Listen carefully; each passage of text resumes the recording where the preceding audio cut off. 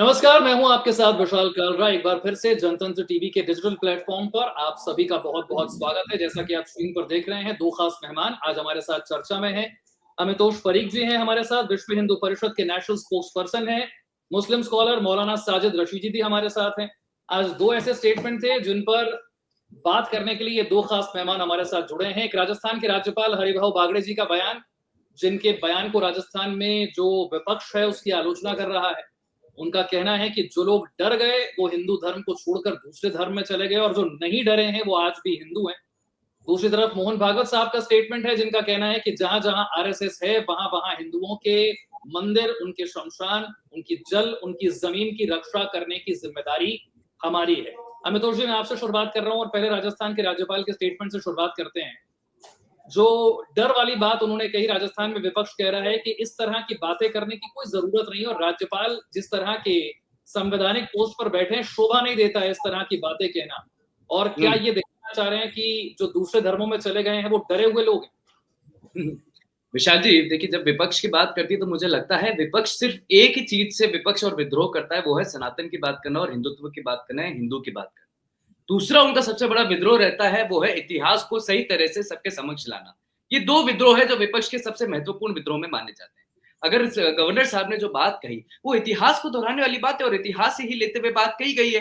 जब राजस्थान की हम बात करते हैं तो एक कहावत है जो कहा जाता है कि राजस्थान में जब बादल आते हैं तो बारिश की बात करते हैं तो बादल शर्मा के बोलते हैं कि मैं यहाँ क्या पानी बरसाऊं, ये वो जमीन है जिसने रक्त पिया हुआ है, ये रक्त रंजित जमीन है। और इसीलिए इस रक्त रंजित जमीन कहा जाता है क्योंकि यहाँ राणा सांगा, राणा कुंभा, अहोम और निरंतर रूप से जौहर, पृथ्वीराज, इतने विभिन्न विभिन्न नाम आए हैं जो राजस्थान की धरती पे महाराणा प्रताप के जैसे इतिहास को खड़ा करने की बात करते हैं। लेकिन देखिए, दिक्कत क्या है? दिक्कत है कि जब हम हिंदुत्व की बात करेंगे तो हम सेक्युलर नहीं कहलाएंगे, हम कम्युनल हो जाए, रेडिकल हो जाएंगे। जब हम सनातन की बात करेंगे तो हम रेडिकल हो जाएंगे। लेकिन इतिहास को गलत तरीके से पढ़ा देंगे तो वो सेक्युलरिज्म का आ जाएगा। जो सरकार यहाँ पर विपक्ष में बैठी है, पहले तो सरकार विपक्ष में क्यों बैठी है? जो सॉफ्ट हिंदुत्व की बात करते थे आज देश समझने लगा है, जिन्होंने 1000 करोड़ का बजट वक्फ को दे दिया आज देश और राज्य समझने लगा है, जिन्होंने लगातार तरीके से राजस्थान के अंदर में लव जिहाद के विषय होते थे, करौली दंगे हो गए, गंगा गंगा दंगे हो गए, तब छबड़ा में दंगे हुए, तब राजस्थान के अंदर में जोधपुर के अंदर में दंगे हो गए, तब वहां पे विपक्ष चुप होता है क्योंकि विपक्ष उस समय सरकार की भूमिका निभा रहा था। मुझे लगता है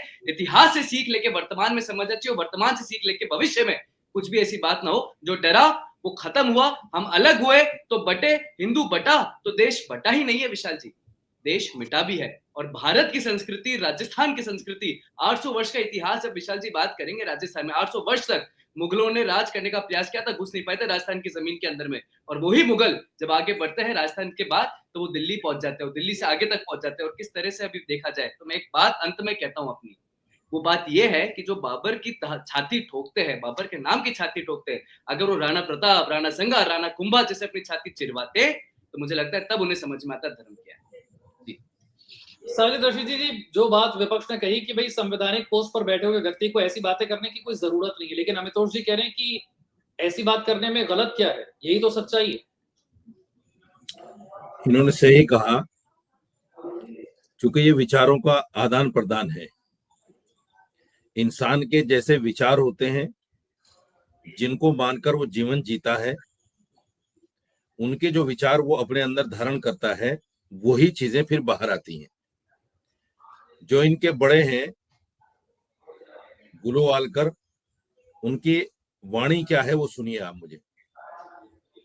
उन्होंने कहा, मैं सारी जिंदगी अंग्रेजों की गुलामी करने के लिए तैयार हूं, लेकिन जो दलितों, पछड़ों और मुसलमानों को बराबरी का अधिकार देने की बात करता है, ऐसी आजादी मुझे नहीं चाहिए।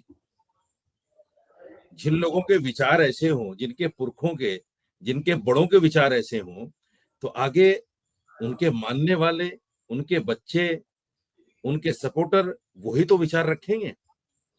तो गवर्नर साहब ने जो भी विचार रखे हैं, आप मुझे बताइए, दलितों की बराबरी की बात कौन करेगा? आरएसएस थोड़ी करेगा, विश्व हिंदू परिषद थोड़ी करेगा।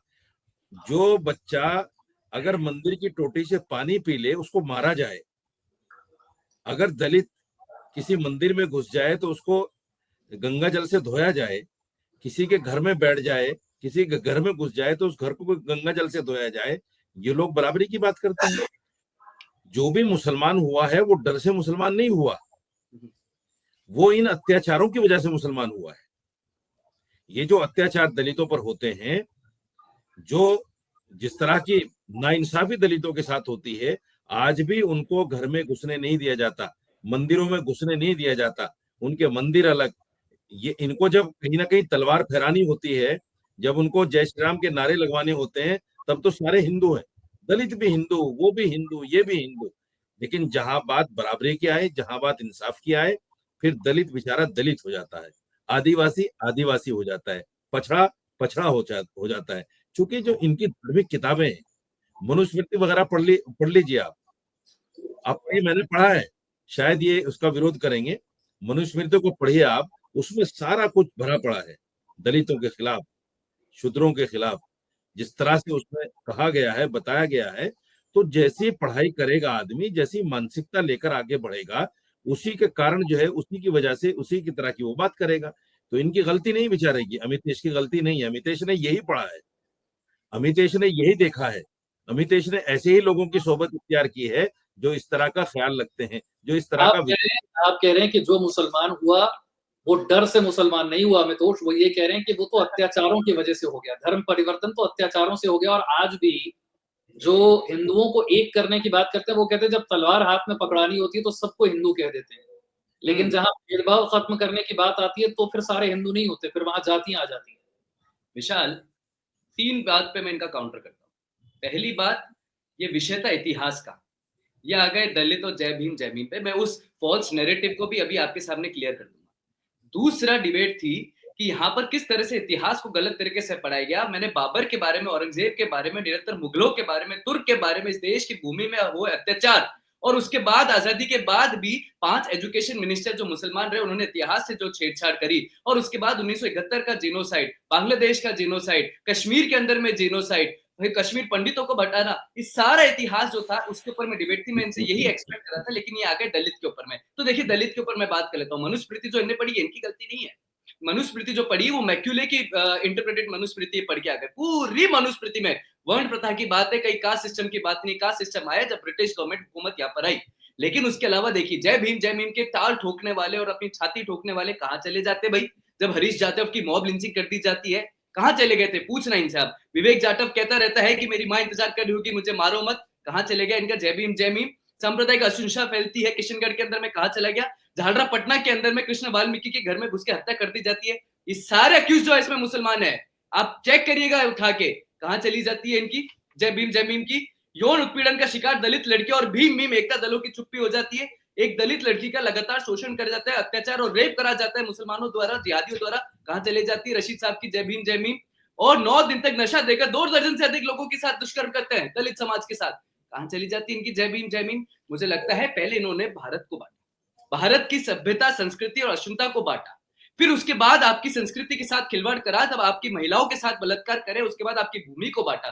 जब आपकी भूमि बटी तो आपको बांटा, आप बटे तो आपकी सभ्यता के साथ आपकी जातियों में बांट दिया गया, और अब जब जातियां बट रही तो आपकी भूमि को वक्फ के नाम पे बांट रहे, आपकी पूजा को बांट देते हैं, आपके मंदिरों को बांट देते हैं। कि निरंतर तरीके से जो डिबेट थी और जो विचार था, अगर इतिहास सही से पढ़ाना चाहिए तो क्यों नहीं पढ़ा जाता? चलिए पूछिए इनसे कि जब ये कुरैशियों के सब मक्का में गए थे, वहां पे कौन से मूर्ति पूजक थे या नहीं थे? पूछ लीजिए इनसे, कुरान के अंदर में मूर्ति पूजक को काफिर क्यों काफिर उन्होंने? पूछ लीजिए इनसे कि हम तुम्हारे सूरत 9 के अंदर में जिहाद क्यों कहा इन्होंने? पूछ लीजिए इनसे कि बदौर जो ट्राइब थी उनको क्यों मारा इन्होंने? ये इसलिए है क्योंकि पूरी कुरान पूरा काफिर के ऊपर में आती है, हम और वो, मैं और वो। तो पूरा सूरा पहली क्यों कह देती ला इलाहा मुहम्मदुर रसूलुल्लाह, there is only one God, that is Allah, there is no other God. आप सिखाते हैं जिहाद, आप लेते हैं हिंदू की भूमि, आप लेते हैं हिंदू के मंदिर को तोड़ देते हैं, वहां मस्जिद बना देते हैं और उस मस्जिद की छाती ठोकते हैं। औरंगजेब के ऊपर जो बाबर का विषय हुआ था, पूछिए सुप्रीम कोर्ट के ऑर्डर को मानेंगे क्या? ये नहीं मानते, आज भी शहादत मानते हैं उसको, पत्थर फेंकते हैं छोटे छोटे बच्चे, उनको ये बाबरी शहादत मान देते हैं। आज भी मुसलमान की नेशनल एवरेज रेट जो है विशाल,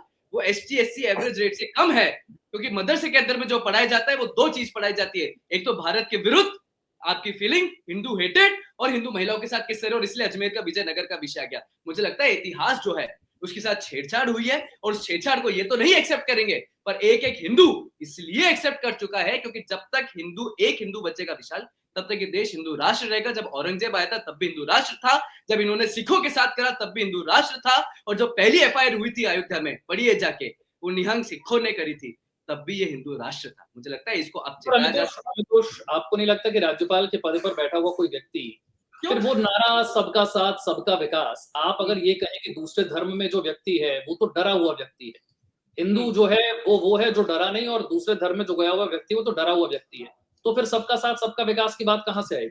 फिर तो आप दूसरे धर्म में गए हुए व्यक्ति को डरपोक बता रहे हैं ना। गलत क्या है, गलत क्या है इसके अंदर में, और कहाँ इसमें छुपाई गई है और कहाँ इसे डरपोक कहने से सब वो कन्वर्ट हुआ। आप राणा कुंभ की बात क्यों नहीं करते, आप महाराणा प्रताप की बात क्यों नहीं करते, आप राणा सांगा की बात क्यों नहीं करते, आप पृथ्वीराज चौहान की बात क्यों नहीं करते? ये वो लोग थे जिन्होंने स्वराज के लिए लड़ाई लड़ ली, हिंदू राष्ट्र के लिए लड़ाई लड़ ली, धर्म के लिए लड़ाई लड़ ली। इनको दिक्कत भगवा से है ना भाई। और अगर इस देश के अंदर में इतिहास, सभ्यता, संस्कृति अगर भगवा है, हिंदुत्व है, हिंदू था, हिंदू रहेगा। लेकिन देखिए दिक्कत क्या है, अगर राज्यपाल साहब बोले तो उनका freedom of speech and expression violate नहीं होगा क्या? वो कैसे बोल सकते हैं? वो तो राज्यपाल है। लेकिन ओआईसी जाके जय फिलिस्तीन बोल सकते हैं? हाँ बोल सकते हैं, क्योंकि वो इनका अधिकार है। वो वहां पर प्रियंका गांधी वाड्रा जो है जय फिलिस्तीन के नारे लगाने के लिए बैग लेके पार्लियामेंट में चली जाती, कर सकती है, फ्रीडम है। लेकिन इस देश में जब हिंदू की बात करेंगे, नहीं, आप कैसे कर सकते हैं? आप तो संवैधानिक पद पर है, आप तो बोल नहीं सकते। आपको कॉन्स्टिट्यूशन देखना चाहिए। मुझे लगता है freedom of speech and expression until violets anyone rights, तब तक freedom of speech and expression का वायलेशन नहीं होता। और वो कोई भी यूज करता है। भारत में रहने वाला अगर कोई कहता है कि हिंदू राष्ट्र था, तो हिंदू राष्ट्र है और हिंदू राष्ट्र है। साजिद रशीदी जी इस पर जवाब दे दें, फिर मैं मोहन भागवत जी के स्टेटमेंट पर आऊंगा। जो बात अमितोष जी ने कही, आप एग्री करते हैं?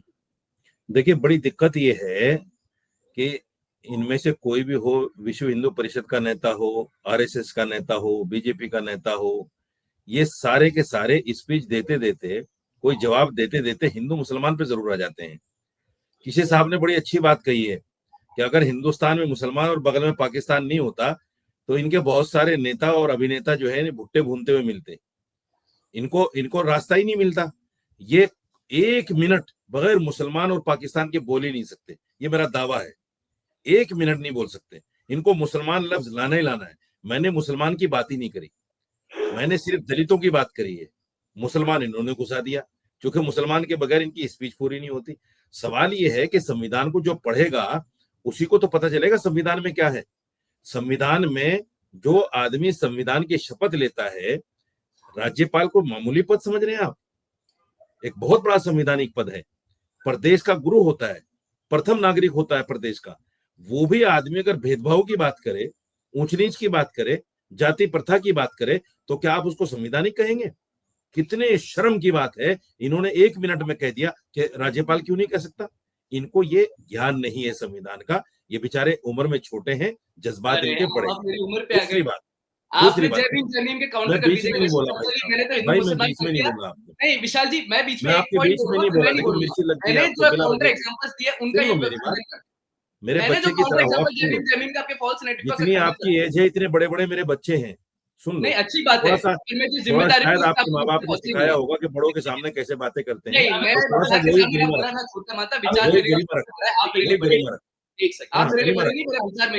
डिबेट की भी गरिमा होती है। मैं बीच में नहीं बोला, बड़े संयम, बड़े धैर्य से मैंने आपको सुना। आपने जो भी अनर्गल बातें कही मैंने सब सुनी, लेकिन मैं बीच में नहीं बोला। आप भी उम्मीद करता हूँ बीच में नहीं बोलेंगे। देखिए, इनका जो सबसे बड़ा एक और धार्मिक किताब है, इनकी धार्मिक किताब ही कहूंगा मैं इसको, बंच ऑफ थॉट। उसमें क्या है, सारी जो कहानी है आरएसएस की, विश्व हिंदू परिषद की, उसमें सब लिखी हुई है। उसमें देख लो जाके दलितों का क्या दलितों के बारे में क्या क्या बातें हैं, अब देख लो, पढ़ लो उसको अच्छी तरह। जो नहीं पढ़ना चाहता, इनके पास अगर नहीं, मैं भेज देता हूँ। ये मनुस्मृति और बंच ऑफ थॉट्स, ये दो किताबें ऐसी हैं, ये उनको नकार ही नहीं सकते, ये क्लू दे सकते हैं, ये उनको इधर उधर की जलेबी बना सकते हैं, लेकिन उसको नकार नहीं सकते कि उसमें जो बातें दलितों के लिए लिखी है, पछड़ों के लिए लिखी है, आदिवासियों के लिए लिखी है, शूद्रों के लिए लिखी है, वो ऐसी चीजें हैं कि जिनको इंसान अपने मन में उतार ही नहीं सकता। उन तमाम चीजों की वजह से दलित जो है वो मुसलमानों की श्रेणी में आए हैं, उन्होंने इस्लाम कबूल किया है। और सुनिए, मुसलमान कोई ऐसे नहीं होता। मैं आपको सैकड़ों ऐसे बड़े नाम गिनवाऊं आपको, जो बड़े बड़े पॉपुलर और जो करोड़ोंपति अरबोंपति लोग हैं, उन्होंने इस्लाम कबूल कर लिया। इस्लाम तो अमन और शांति का नाम है। मेरे भाई ने एक बात और कही, आजकल ये कुरान भी पढ़ रहे हैं, मुझे बड़ी खुशी हुई है कि कुरान ये पढ़ रहे हैं। लेकिन देखिए, मैंने गीता पढ़ा है, वेद पढ़े हैं, उपनिषद पढ़े हैं। मैंने कभी भी इस नजरिए से नहीं पढ़ी वो धार्मिक किताबें कि मैं उनमें कीड़े निकालूंगा, मैं उनमें गलत बातें निकालूंगा। मैंने कभी नहीं, मैंने इसलिए पढ़ी कि मैं देखूं हिंदू धर्म क्या है। अगर कोई आदमी कुरान को इस नजरिए से पढ़े कि कुरान में है क्या, इन्होंने लफ्ज काफिर को इस्तेमाल किया। काफिर ये अरबी का लफ्ज है। इसका मतलब पता क्या है अमितेश भाई? इसका मतलब ये है इनकार करने वाला। अगर मैंने आपसे कोई बात कही, आपने उसको कह दिया मैं नहीं मानता, तो उसको भी काफिर कहेंगे। इसका मतलब है इनकार करने वाला। दूसरी बात, ला इलाहा इल्लल्लाह मुहम्मद रसूलुल्लाह कुरान की आयत नहीं मेरे भाई। अगर आप सही समझ लेते तो शायद जान लेते, कुरान की आयत नहीं ला इलाहा इल्लल्लाह मुहम्मद रसूलुल्लाह, ये तो कलमा है हमारा, जिस पर हमारा ईमान है कि अल्लाह एक है और मोहम्मद रसूलुल्लाह सल्लल्लाहु अलैहि वसल्लम उसके नबी हैं। तीसरी बात, आपने जो कहा कि ये तो ये कहते हैं कि वो गॉड नहीं है। हम ये कहते हैं कि हमारी आस्था के मुताबिक, हमारी जो आस्था है वो ये है कि पूजने के लायक सिर्फ एक अल्लाह है। ये मेरी आस्था है। मैं ये नहीं, इसका मतलब ये नहीं होता कि आप जिसको पूज रहे हैं वो बिल्कुल है ही नहीं। ये इसका बिल्कुल मतलब नहीं होता। कुरान में, हदीस में ये कहा गया है कि किसी भी धर्म के देवी देवताओं को बुरा मत कहो। आयत पढ़ के सुनाता हूँ, वला तसुब्बुल लदीना यदऊन मिन दूनिल्लाह, जो अल्लाह के अलावा किसी को पूजते हैं उनको बुरा भला मत कहो। ये हमारी संस्कृति है, ये हमारा इस्लाम है, ये हमारा दीन है। और एक आपका धर्म है जो मुसलमान को गाली देने से नहीं चूकता, जो कुरान को बुरा भला कहने से नहीं चूकता। आपने जिहाद जैसे पाक शब्द को लव के साथ जोड़ दिया। लव और जिहाद का क्या मतलब है? कुरान में, हदीस में लव करने को ही मना किया गया है। हमारे यहाँ तो लड़की से शादी से पहले तन्हाई में बात करना जायज नहीं है, फोन पर बात करना जायज नहीं है, उसके साथ बैठना जायज नहीं है। आपने लव को उसके साथ जोड़ दिया जिहाद के साथ में। जिहाद तो बहुत चीज है। जिहाद वो चीज है कि अगर कोई आप पर अटैक करता है तो आप उसका दिफा करो, उसको रोको। थोड़ा सा हम विषय से भटक जाएंगे। मतलब अटैक नहीं है। तरीके से अमितोष आप समझा पाएंगे, आपको भी जाना है। मैं चाहता हूँ कि मोहन भागवत के स्टेटमेंट पर बात हो जाए, फिर आपको भी जाना है, इसलिए मैं कह रहा हूँ जहां जहां पर हिंदुओं की जमीन है, जल है, शमशान है, मंदिर है, उनकी रक्षा करने की जिम्मेदारी आरएसएस की है। इस पर बहुत सी आवाजें उठ रही हैं कि फिर सरकार क्या करेगी? अगर सब कुछ रक्षा करने का काम आरएसएस को ही करना है तो फिर सरकार की जो एजेंसियां हैं, जो पुलिस है, जो बाकी लोग हैं, उनका काम क्या है फिर, अगर आरएसएस ही ये सब करने वाली है तो? नहीं विशाल जी, क्या है, देश के अंदर में जब भी हिंदुओं के ऊपर में बात आती है, हमारी संस्कृति और हमारे धर्म पे बात आती है, राष्ट्रीय स्वयंसेवक संघ का एक एक कार्यकर्ता, और सिर्फ पूरे देश में आती है। आप देख लीजिए बांग्लादेश का विषय हुआ था, संघ उस समय वहां पर मौजूद था। अभी आप देख लीजिए जिस तरह से निरंतर रूप से देश में विपत्ति आई, संघ के स्वयंसेवक उसमें मौजूद रहे। अगर वक्फ की बात आएगी और हमारे मंदिरों को लेने की बात आएगी तो हम आवाज उठाएंगे, और इसीलिए हमने आवाज आंध्र प्रदेश में उठाई कि हमारे जितने मंदिर है वो सरकार के नियंत्रण से भी करे जाए। क्यों नहीं दूसरों के चर्च, गिरजाघर और मस्जिदों को सरकार के नियंत्रण में लिया जाता? ये आवाज उठाई, संघ ने उठाई। निरंतर रूप से राम रथ यात्रा निकली थी, संघ ने उठाई वो आवाज। राम आंदोलन हुआ, संघ ने राम मंदिर आंदोलन में उठाई आवाज। लेकिन आवाज को सरकार नहीं सुन रही ना, इसका मतलब तो 11 वर्षों से क्यों नहीं सुन रही? संघ हमारा ये चेतना, 11 वर्षों से केंद्र में नरेंद्र मोदी की सरकार है, क्या मंदिर आपके कंट्रोल में आएंगे? क्या सनातन बोर्ड बनेगा? इस संदेश से हम 100 वर्ष आगे का विजन लेके चलते हैं विशाल, 100 वर्ष आगे का विजन। 11 वर्षों में केंद्र सरकार के किसी एक मंत्री ने भी ऐसा कहा कि हम ऐसा करने जा रहे हैं? हम मुझे एक बात बताइए, हम मंत्री, हम सरकार से नहीं चल रहे, हम सरकार से नहीं चल रहे विशाल। आप लोग बहुत बड़े मिसअंडरस्टैंडिंग में या तो चल रहे हैं या उसको मिस इंटरप्रेट कर रहे हैं। हम सरकार से नहीं चल रहे, हम समाज है। हर एक समाज व्यक्ति का जो है वो राष्ट्रीय स्वयंसेवक का कार्यकर्ता स्वयंसेवक है। अगर वो अपने समाज के बारे में, भारत माँ के बारे में सोचता है, हम समझते हैं वो हमारा भाई है, वो स्वयं सेवक है। अगर हम भारत माता की जय कहते हैं, वो हमारा जिम्मेदारी है, हमारा दायित्व है। अगर मंदिरों को बचाना हमारा दायित्व है, और दायित्व के लिए सरकार को समझना पड़ेगा। मेरा प्रश्न तो सुन लीजिए, आप मंदिरों का कंट्रोल मांग किससे रहे हैं? फिलहाल किसके पास कंट्रोल है? सरकारों के पास कंट्रोल है। तो सरकार से तो सवाल हुआ ना, आपका और किससे?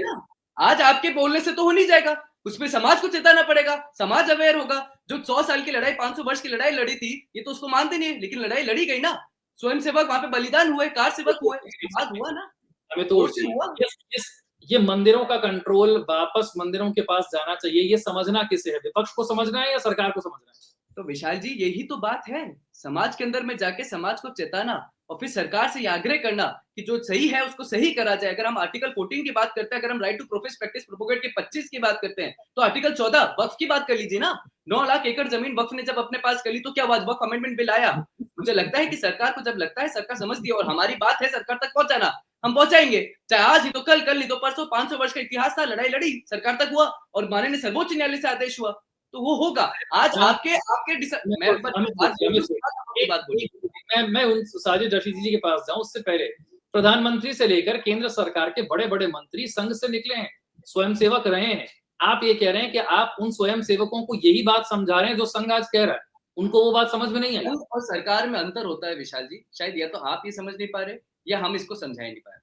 संघ और सरकार अपनी जगह है, संघ एक संगठन है और वो हिंदुओं से बड़ा संगठन है, सर्व हिंदू समाज का संगठन है, हिंदुओं में जाता है, समाज में जाता है और अपनी बात रखता है, उसकी बात को सरकार तक पहुंचाना है, वो हमारी जिम्मेदारी है। सरकार माने ना माने वो सरकार को तय करना है, लेकिन हम बात पहुंचाएं और मौन ना रहे वो हमारी जिम्मेदारी है। और इसलिए राष्ट्रीय स्वयंसेवक संघ जो है वो निरंतर 100 वर्ष से इसी पे कर रहा है। विश्व हिंदू परिषद 1984 में गठन हुआ था, राजनीति 64 में, आज विश्व हिंदू परिषद खड़ा है।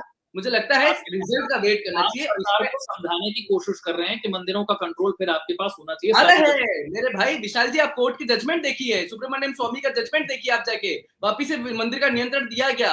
आप देखिए कि किस तरह से आंध्र प्रदेश के अंदर में मांग उठने लगी, किस तरह से हाईकोर्ट के जजमेंट आने लगे, किस तरह से वक्फ को लेते हुए जजमेंट आने लगे, सुप्रीम कोर्ट की कहने लगे। Supreme court, high courts, various courts, even Bombay high courts, Allahabad high courts, हर जुडिशरी, गवर्नमेंट, हर एफिशिएंसी, 11 राज्य है जहाँ पे कन्वर्जन लॉ, हम उठाते थे मांग लगातार कन्वर्जन लॉ की, आज 11 राज्य देश के अंदर में जहाँ पे कन्वर्जन लॉ आ चुका है, राजस्थान 12वां राज्य बनना जा रहा है। और अरुणाचल प्रदेश में 1978 के अंदर में फ्रीडम रिलीजियस प्रोविजन एक्ट था, वो 40 साल बाद वापस सरकार लेते हुए आ रही है। मुस्लिम मैरिज एक्ट जो था असम के अंदर में, उसको रद्द कर दिया गया। रोहिंग्या की बात करते थे हम, रोहिंग्या को तो यहाँ पे रेफ्यूजी मानते, लेकिन आया सुप्रीम कोर्ट का ऑर्डर 25 मार्च 1971 के बाद जो भी लोग असम में आए उनको वापस भेजा जाए। ये निरंतर रूप से समाज में चेतना फैलाना, समाज में चेतना लेके जाना, और हर चीज में जहां पर इस देश की सभ्यता और संस्कृति को कोई भी चोट पहुंचेगी वहां पर संघ और विश्व हिंदू परिषद अपनी आवाज उठाएगा और उसके रिजल्ट देखने को मिले और आगे भी। ठीक है साजिद रशीदी, आपने इतना विचित्र सवाल पूछ लिया अमितेश से, ये बेचारे ऐसा हो गया जैसा वो मिसाल नहीं है, सांप के मुंह में छछूंदर आ गई, निगले के उगले। आपने इतना सख्त सवाल पूछ लिया। सवाल ये है, इन्होंने कश्मीरी पंडितों की बात की। जिस वक्त कश्मीरी पंडित कश्मीर से आए, जगमोहन वहां पर गवर्नर थे, किसी मुसलमान की सरकार तो थी ही नहीं। 2014 से इनकी सरकार है, एक कश्मीरी वापस नहीं गया। ये बांग्लादेशियों का मुद्दा उठाते हैं, रोहिंग्याओं का मुद्दा उठाते हैं, 10 साल में एक बांग्लादेशी एक रोहिंग्या वापस नहीं गया। आप इनसे 100 साल की बात पूछिए, उन्होंने खुद कहा कि हमारा विजन 100 साल का होता है। ये जो बात आज कह रहे हैं ना, ये 100 साल के बाद पूरी होगी। ना आप रहेंगे, ना मैं रहूंगा, ना अमितेश रहेंगे, जो होगा देखा जाएगा। 100 साल का विजन होता है इनका। आपने तो बहुत जल्दी इनसे सवाल कर लिया कि साथ सरकार क्यों नहीं सुन रही है। सनातन बोर्ड 100 साल के बाद बनेगा, मंदिर जो है वापस इन लोगों के पास 100 साल के बाद आएंगे। ये इनकी पीढ़ियां, उनकी पीढ़ियां चली जाएंगी, उसके बाद देखा जाएगा जो भी होगा। आप इनके विजन को नहीं समझ रहे हैं मेरे भाई, इनके विजन को समझो। ये जो बात आज कहेंगे सरकार 100 साल के बाद सुनेगी, ये तो खुद कह रहे हैं इस बात को। तो आज ही सरकार से वो निर्णय ले लेना, ये तो गलत हुआ ना। इसलिए आप समझो, मोहन भागवत जी जो बात कहते हैं, उन्होंने तो ये भी कहा था कि भाई ठीक है, बाबरी मस्जिद का एक स्पेशल केस था, वो हमने लड़ा, उसके बाद में क्या मंदिर, मस्जिद के नीचे मंदिर ढूंढना। किसने सुना उनकी बात को? किसी ने नहीं सुना। आज भी सारे के सारे मंदिर ढूंढ रहे हैं मस्जिदों के नीचे। तो ये मोहन भागवत जी की बात को अब कोई बहुत ज्यादा सीरियस नहीं लेता। ठीक है, एक ऑर्गेनाइजेशन है, अच्छी बात है, कुछ बातें अच्छी भी हैं, मैं भी मानता हूं। हालांकि मैं उनके नजरिया से वो नहीं करता, लेकिन कुछ बातें हैं अच्छी। जिस तरह से एजुकेशन पर उन्होंने काम किया है, मैं मानता हूं कि बहुत अच्छा काम है। लेकिन उनकी जो बातें होती हैं आमतौर से, वो सर के ऊपर से गुजर जाती हैं। और खासतौर से सरकार, मैं दावे के साथ कह सकता हूं, एक भी मंदिर सरकार नहीं छोड़ेगी जब तक बीजेपी सरकार रहेगी। दूसरी कोई सरकार आ जाए वो इस पर सोच सकती है, लेकिन बीजेपी सरकार कभी मंदिर नहीं छोड़ेगी। क्योंकि उसकी वजह सुनिए क्या है, ये समझ में आने वाली चीज है। करोड़ों रुपए का आयात है मंदिरों से, सरकार को बुरे वक्त में वो मंदिर का पैसा ही काम आता है, तो सरकार क्यों छोड़ देगी उसको? भाई इनकी सोच ही गलत है। सनातन बोर्ड बनने का मतलब ये नहीं कि मंदिर हमारे कब्जे में आ जाएंगे। हमारा जो वक्फ बोर्ड है, जिस पर ये बात कर रहे हैं कि वक्फ बोर्ड पर बात कर लें, वक्फ बोर्ड के पास अपनी निजी जमीनें हैं। सनातन बोर्ड के पास कहाँ निजी जमीनें हैं? मंदिर जो है वो पब्लिक के हैं, मंदिर से जो आयात होता है वो पब्लिक करती, पब्लिक पैसा उनमें देती है। वक्फ बोर्ड के पास उसकी अपनी निजी जमीनें हैं जो सरकार ने दे रखी है, उससे जो आयात होता है वो वक्फ बोर्ड को मिलता है। तो सनातन बोर्ड अगर बन भी गया, उसके पास जमीनें कहाँ है मेरे भाई? उसका महत्व क्या होगा? उसका अस्तित्व क्या होगा? वो किस चीज पर चलेगा? उसकी इनकम कहाँ से आएगी? उसके पास तो कुछ भी नहीं है। और मंदिरों को सरकार छोड़ेगी नहीं। तो ये सरकार को भी पता है कि जो दावा किया जा रहा है सनातन बोर्ड बनने का, ये बिलावजह सरकार के कामों में बाधा बनेंगे सनातन बोर्ड को लेकर, इसलिए सरकार सुनी अनसुनी कर रही है। ये इसको अच्छी तरह आप लोग समझिए। ठीक है, आखिरी स्टेटमेंट आमितोष। धन्यवाद। सबसे पहला मैं एक बात स्टेटमेंट देता हूँ, यहाँ 2 पॉइंट पे डिबेट थी और 2 पॉइंट पे चर्चा थी। एक था इतिहास के साथ छेड़छाड़ी और इतिहास को वापस से दोहराना, और दूसरी ये थी कि जिस तरह से संघ का जो विजन लेके चल रहे हैं समाज के अंदर में जाके चेतना, और मोहन भागवत जी के परम पूज्य संचालक जी के स्टेटमेंट, नहीं संघ के विजन पर डिबेट नहीं थी, माफ कीजिएगा मैं बोल रहा हूँ, ठीक है, संघ के विजन पर डिबेट नहीं थी, न इतिहास पर डिबेट थी। गलत बात छोड़ना छोड़ो। जो बयान मैंने आपको दोनों को बताए थे, उन दोनों बयानों पर बात थी। ठीक है, वो ना इतिहास से ताल्लुक रखता है, ठीक है भाई, ठीक है। और इसी पॉइंट पे कंक्लूजन निकला, इतिहास जो था उसको वापस से समझना चाहिए, सबके समक्ष इतिहास को सही जानकारी लेके जानी चाहिए, चाहे वो संवैधानिक पद पे बैठा हो, भारत के लिए बैठा है, और वो भारत का जो इतिहास है वो इसकी जिम्मेदारी, वो सबके समक्ष। इसलिए जो राज्यपाल ने कहा, मुझे लगता है कि वो बिल्कुल सही और सही सटीक स्टेटमेंट दिया है। रही बात दूसरी, विश्व हिंदू परिषद निरंतर रूप से जो मांग करता आया था, चाहे वो कन्वर्जन लॉ की हो, प्लेसेस ऑफ वर्शिप एक्ट की हो, वक्फ की हो, चाहे वो किसी भी तरीके से प्रॉपर्टी जो गई है, निरंतर रूप से आप सदन पे देख लीजिए, कानून बन रहे हैं, आप कोर्ट देख लीजिए, जजमेंट्स आ रहे हैं। हमें लगता है कि जिस तरह से भारत के अंदर मैंने कहा सर्वे भवन्तु सुखिनः की हम बात करते हैं, आप रहिए, सब साथ रहिए, इसलिए भारत का संविधान भी, लेकिन उसको मिसयूज करेंगे तो संगठन भी नहीं देखेगा और ना ही सर्व हिंदू समाज उसको अप्रिशिएट करेगा। लेकिन जो बात उन्होंने कही कि मोहन भागवत के इतना सीरियसली आप लेते हैं, उन्होंने कहा था कि हर मस्जिद के नीचे मंदिर मत ढूंढिए, लेकिन सारे मंदिरों को लेकर के एप्लीकेशन तो गई ना अदालतों में। विशाल जी, वो जिस पॉइंट के लिए कहा था, उन्होंने किसी का राइट नहीं लिया था, फ्रीडम ऑफ लीगल लाइबिलिटी का राइट नहीं लिया था। उन्होंने विश्व हिंदू परिषद की तरफ से जो आंदोलन की बात कही थी कि हम आंदोलन नहीं करेंगे, पर इसका मतलब ये नहीं कि कोई भी व्यक्ति जाके किसी के लिए राइट नहीं क्लेम कर सकता। माननीय सर्वोच्च न्यायालय, माननीय कोर्ट्स हैं जिसके लिए बने, वो राइट देंगे। प्लेस ऑफ वर्शिप एक्ट आएगा तो खारिज करेंगे, नहीं आएगा तो अप्रिशिएट करेंगे, और यही उनका लीगल राइट है। भारत का संविधान आपको लीगल राइट देता है, ये हिंदू समाज जग रहा है, वो जा रहा है लीगल राइट के लिए। फिर क्या हुआ, प्लेस ऑफ वर्शिप एक्ट की सुनवाई में सुप्रीम कोर्ट ने हम अपना अधिकार माननीय न्यायालय से लेते हैं, पत्थरों पे फेंक के और सड़कों पे नहीं लेते। हमें और उनमें यही अंतर है विशाल जी, और इसीलिए भारत का हर एक आदमी न्यायालय पे अपना भरोसा रखता है। संक्षेप में साजिद रशीदी, वो कह रहे हैं सड़क पर बैठकर तो ले नहीं रहे, जो कर रहे हैं वो अदालतों के माध्यम से ही तो कर रहे हैं।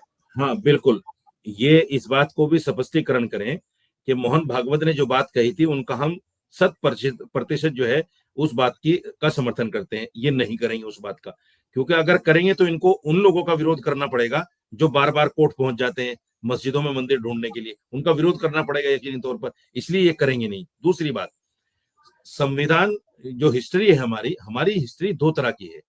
एक हिस्ट्री वो है जो असल भारत की हिस्ट्री है, जिसको ये लोग मानते ही नहीं, रोमिला थापर वगैरह, और एक हिस्ट्री है अंग्रेजों की हिस्ट्री, जिनके ये साथ में उस वक्त भी खड़े थे जब जंग आजादी की लड़ाई लड़ी जा रही थी, जैसे मैंने गोलवालकर जी का बयान आपको सुनवाया, और आज भी खड़े हुए हैं। ये उसी हिस्ट्री को मानते हैं जो अंग्रेज हिस्ट्री छोड़ के गया है, ताकि हिंदू और मुसलमान दोनों भाई कयामत तक आपस में लड़ते रहें, मंदिर मस्जिद के नाम पर या आपस में हिंदू मुसलमान के नाम पर। ये उसी हिस्ट्री को मानते हैं, उसी मानसिकता के लोग हैं। आप इनको जितना समझाइए, मिसाल है गांव देहात की कि पंचों की बात सराखों पे, लेकिन पतनाला वहीं पे पड़ेगा। ये सुनेंगे बात आपकी, लेकिन कहेंगे कि नहीं साहब, हम तो गोलवालकर की बात मानेंगे, सावरकर की बात मानेंगे, हम तो अंग्रेजों की बात मानेंगे। आपको क्यों माने भाई हम? इसलिए कि इनको मजा आता है हिंदू मुसलमान को लड़ाने में। इनकी सोच, इनकी थिंक यही है।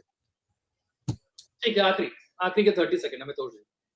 हिमालय यत बिंदु सर्वरम, हिमालय से लेकर बिंदु सर्वरम तक जो भी व्यक्ति है वो हिंदू है, और इसलिए पर्शियन लिटरेचर के अंदर में भी हमारे को भारत, फिर बीच में बोल रहे हैं, कर लीजिए भारत में रहने वाले व्यक्ति आप मुझे हिंदू कैसे कह देंगे? फारसी से आया हुआ, मुझे हिंदू कैसे कह देंगे? और हमने स्थान का, मुझे लगता है भारत में जो तो मुसलमान वो फख्र के साथ कहते हैं, और जो डरा है, कन्वर्ट हुआ है, और जो समझदार है, इसी बात में समझदार लोगों के पास छोड़ता हूँ, आपके विवेक पे मैं छोड़ता हूँ।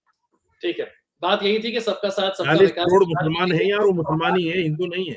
वो सौहार्द रहना चाहिए, और उसी सौहार्द से आगे बढ़ते हुए समाज में कोई बात रखी जाए तो ये सौहार्द बरकरार भी रहेगा। बहुत बहुत शुक्रिया आप दोनों का इस चर्चा में जुड़ने के लिए।